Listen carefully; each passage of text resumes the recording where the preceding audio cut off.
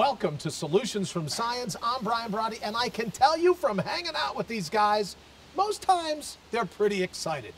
But when it comes to the product we're going to discuss today, we're doing something a little different. We're going to have a round table. We're going to be talking to the guys why they are so fired up about the very product that you came to this website to see. So, Bill, we're going to lead off with you. The guys are fired up. I've watched them shooting. I've watched them working with it. I've watched them tying in everything. Tony's doing it. Jared's doing it. Everybody's doing it. Why are you so fired up about it? What I like, Brian, is the standpoint of the wrist bow that it's not actually a firearm. So it's a weapon that you can use for self-defense. It's a weapon you can use for hunting. And you don't have to worry about, can I say it? I'm not sure I can even say it. You don't have to worry about lawsuits. Here's my problem. If you shoot somebody coming into your house with a gun, especially here in the state of Illinois, I'm not sure where our viewers are watching from, but we live in the state. There's different sets of penalties, different crimes, and handgun crime and crime used with a gun carries a lot heavier weight. So what I'm excited about with this product is you can give somebody, and again, this is a little bit violence talk, I mean, you can give somebody some ball bearings to the face at 5 feet away, and the end game is going to turn out a little bit different than it would if you had a gun. So then you don't have to worry about, as you said, in the state of Illinois, if you have a FOID card. Other states you might have to have a concealed carry permit. With this, you don't have to worry about any of that, do you? Even if you use the arrows, you're not going to need a standard card to purchase either this product or any what would be considered ammunition for a firearm. Certainly not for self-defense. Now, you probably ought to check your hunting regulations in your state just to make sure. My guess is that hunting permits are going to be required no matter where you live. But just from the standpoint of having the item itself, having the product, as you say, the wrist bow, there's no license required, and there's a lot of firepower.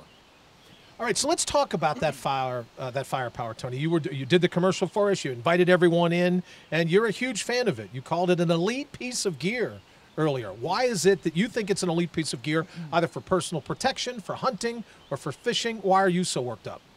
Well, I like it for hunting because I can throw it in my back pocket and carry it around. I don't need to have a sling for my gun. I don't have to, make sure I'm carrying a rope and a pulley when I jump up in a tree stand for bow and arrow. When you're hauling a compound bow up on a string, you get caught on limbs. You got to go back down the tree. You got to maintain it. You got to kind of manufacture how you get it up there. And with this slingshot, I can throw it in my back pocket, go up into the stand, pull a few arrows from a quiver, and I'm hunting. So that's what I really like about it. That's probably the top-notch thing right there. And I can tell you, Bill, as an ex-law enforcement, an ex-cop, as I like to say, I have every right to call myself that. I like the idea of personal protection, but I also have to tell you, I like the idea of how great Jared did firing this thing. As you know, we went up to the range together. I was, one for every other or thereabouts, but Jared nailed them every single time. Jared, I'm going to pass you the mic. Tell us what it took to be able to learn how to use the wrist bow. I know that there's varying drawback tensions that you can talk about in terms of strength and preparing, but whatever you put in the wrist bow, you were nailing one target after another after another. Well, the thing about I like about the wrist bow is it's easy to aim. The sights are easy. It probably took me a matter of 30 minutes to an hour to learn how to shoot it down. I mean, when I first shot it, yeah, I might have went off to the left about a few miles or so, but another thing is, I like it for self-defense. If somebody breaks into my house, it's lightweight, it's easy to use. When I shoot it, I don't have to worry about going through a wall and hitting a family member. Great point. And one of my favorite things is I'm left-handed, and you don't find many things for left-handed people, and this thing's ambidextrous. All right, Jared, when it comes to the different tensions, though, what I've learned from you all is that there are three different sets of bands that come. Not only are they good for whether you're going to hunt or using it for personal or self-defense, but also just in terms of practicing with it, you've got some pretty cool things to tell us about that as well. Yeah, the bands, the three bands, you have one for you have a hunting band. That's going to be able to, you pull your arrow back fairly easily. You have your close range where you want to really pack a punch. And then you have your target shooting band, which is, A little easier to pull back, a little less power, but you know it still does the job. You were mentioning before about left hand. Tell us a little more about how it works on the left hand as well. Well, really, I mean, on these you have it's ambidextrous. You have your sights. Either if you're left-handed, you can hold it sideways. You have your sights up top. If you're right-handed, basically opposite. Your sights up top. Well, you raise a valid point, though. But this thing, you can use a lot of different things for ammo. You know, we had said before that if you're going to pull your version of David and Goliath, you could probably use some, as Tony said earlier, some of the, some of the rocks that you find along the ground. But for ball bearings, for BBs, for pellets and the like, if you can put it in here, you can fire it. Well, there's a lot of stuff, as you say, laying around on the ground that makes great ammo. Listen, the gun stores, basically around here at least, a lot of the shelves are empty. So if you need a weapon and you don't have to be beholden to ammo companies, here's something for you that packs a lot of punch, a lot of velocity, and with ball bearings or marbles, we use marbles, don't we? A lot of times, Jared, you ask about his accuracy. I think we were using marbles that day at the shoot. This thing really, pound for pound, I like to call it like a handheld howitzer. That, to me, that's what it is. So it is a handheld howitzer. Can I tell you something else I like about it? Sure. Traveling the country as I do a lot of times in RVs, what I love about this, guys, is that heaven forbid I'm involved in a situation at night where someone forces the back door. If I have a handgun and I let that handgun go, to Jared's point, I'd have to worry about where the round is going to end up, right? How many people is going to pass through? But you can't let a handgun go in an RV. You don't want to let a handgun round go in your bedroom. The sound, the noise. You'll do more to knock yourself out in an enclosed area if you let say a 357 or even a 44 or a 45 go. The nice thing about this, there's no sound. You don't have to worry about, puncturing your own eardrums. Somebody in the other room wouldn't even know that. I mean, in other words, if you had somebody in your house and you had children sleeping, the child sleeping isn't going to know that you use this to ward off an assailant. And you know what? I should ask you, Tony, because you're the hunter. Is it pretty cool that it's as quiet as it is? Maybe if you miss the shot. I mean, I can only imagine if you're hunting and you miss your first shot with a rifle, not a lot of animals are going to stand around and go, hey, what was that? Does that sound like a gunshot? With something like this, it may give you an opportunity to get a second shot off. Yeah, absolutely. And then also, the other thing about sound is, you might pop off a couple rounds with a shotgun, but by the time you're done, your ears are ringing, and being able to hear what you're hunting for is a huge part of the game. You're sitting out in a tree stand or in a blind, and you're sitting there waiting to hear something. You're waiting to hear the deer. You hear them before you see them. You hear turkeys before you see them. Everything. And so, if your ears are ringing, you can't hear anything. How can you find what you're hunting for? You got to hope to be able to see it. Another thing, Bill, that I like about it is even though it's terribly lightweight, I know from reading the specs on it, it's made of some heavy-duty material. So you're going to get this, you're going to open it and go, wow, there's not a lot of weight to it, but that does nothing to comment on its strength and its power. It's extremely strong, and I think, what's the number, Jared, 8 ounces? Yeah, roughly weighs 8 ounces, so it's very light, fits in your pocket, as these guys were saying. And I think the main thing that we've been discussing the whole time is there's nothing available in the world that is a slingshot type of weapon packs this much punch. So the word is howitzer. So I would say then, Bill, one of the other things that I like about it is the different tensions of the bands, the different strengths of the bands. You can work with young ones in your family, your son, your daughter, your grandchildren. Great opportunity to spend some time out in the wilderness. They may not be strong enough to pull back one of the bands that you were, but they're all interchangeable. You pop in the lightweight bands, that gives them a sense of being able to practice and kind of grow into the weapon. Sure, not only that, but I think, listen, if you can barely find ammo, even 22 long rifle ammo is hard to find, you want to be using it up in the practice mode. So one of the things I like about this, another great thing I like about this, is the fact that you can practice with it, and it doesn't cost a lot to practice. So we went shooting with your son not too long ago, and we went through some ammo, didn't we? Of course, we gave Dave the bill for that ammo, but we went through some ammo. Well, not as much ammo as we did money. I was stunned how much one little box, 100 rounds of 22.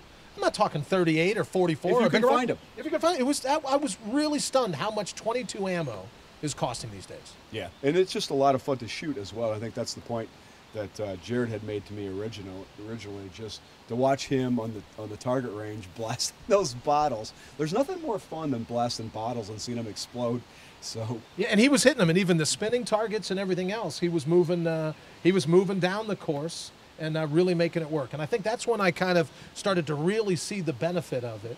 Was that you can do it for target practice, you can do it to have fun with your family, you can do it as Tony does all the time to hunt. We should probably talk about the attachment. I've heard you guys say before you can shoot arrows, though I've never seen it. Talk to me a little bit about how we're going to fire an arrow on this. Well, what you'll do with the wrist bow here is it has an attachment that looks kind of like a V.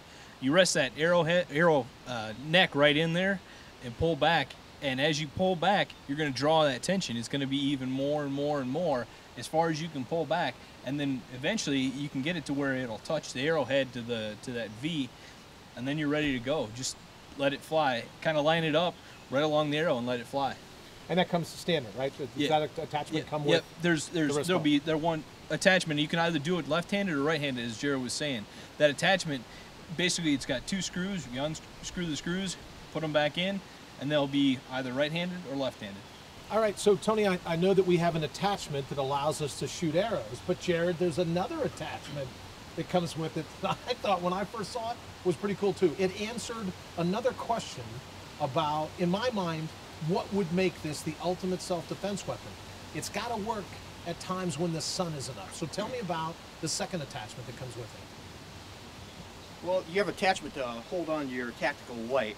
All it is just one screw. You unscrew it, put it on the bottom, screw it back in, and then you have your two bolts on the bottom that you can hold in whatever type of light you have.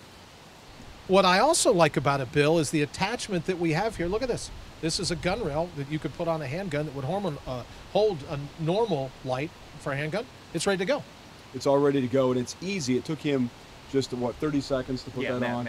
So it's fast, and it'll hold about any kind of flashlight as long as it's a small tactical flashlight like that one.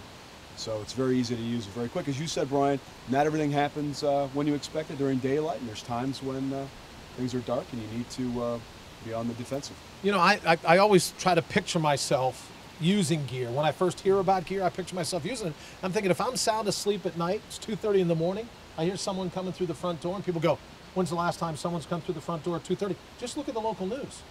Doors are being kicked in left and right now in our country, and there's some people that aren't comfortable thinking, all right, all I got to do is get to the phone, dial 911, good luck with and that. the police will come and save me. So what I kind of dig about it is if it's nighttime, I've already got it all set up and ready to go. Maybe it's on the nightstand. Maybe it's, you know, just on a dresser adjacent to the door. I hear that. I know I can pick it up. And as we've discussed, don't have to worry about a round going through a wall, taking out a family member. I don't have to worry about the noise, right? I'd like to be able, if I miss, I'd like to be able to still fight the assailant and not have my head in my hands because both of my ears. The only person that has to worry, Brian, is the guy that gets a face full of ball bearings at 2:30 in the morning. I would say, my He friend, should those worry. Yeah, he should, and those are formidable. You know what I mean? When you look at that, or whether you're going to use the marbles, the glass marbles. That's another thing I liked about it. Where can't you find glass marbles? I don't care what they do to limit ammunition. I've yet to see. Now, I probably shouldn't put this in their minds because we'll see it next week on Capitol Hill. But I've yet to see a law that's going to limit the distribution of marbles. Well, think of the children. Think There of would the be no children. marbles. There'd be no marbles to Yeah. play. Kids play All right. marbles nowadays. That's another perfect joke for legislators, no marbles, but we'll save that for another video. So, but think about it. If there's ever get an opportunity where you can't find marbles, We've right? lost our marbles. We've lost our marbles. So, closing thoughts, guys. I want to make sure that we've been able to communicate to our viewers how cool a piece of gear this is and what you think about it. My closing thought, as always, 3 words, handheld howitzer. Okay. I just like how easy it is to carry around. It's you throw it in the back pocket, go out, you hunt, and it's always right there. Jared, how about you? Really, for the price, I don't think you can beat it. Lightweight, easy to use.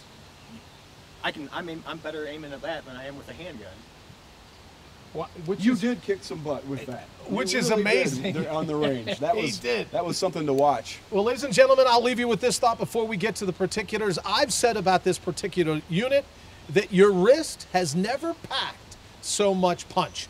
Go ahead. We're going to get to the details right now, how you can get one. I'd order 2 because you know when you start showing this thing off your family members, you know, that could be the person going bump in the night. All right, ladies and gentlemen, here's the details on how you're going to hook up with a handheld howitzer, and never again will you have the opportunity to have your wrist pack so much punch.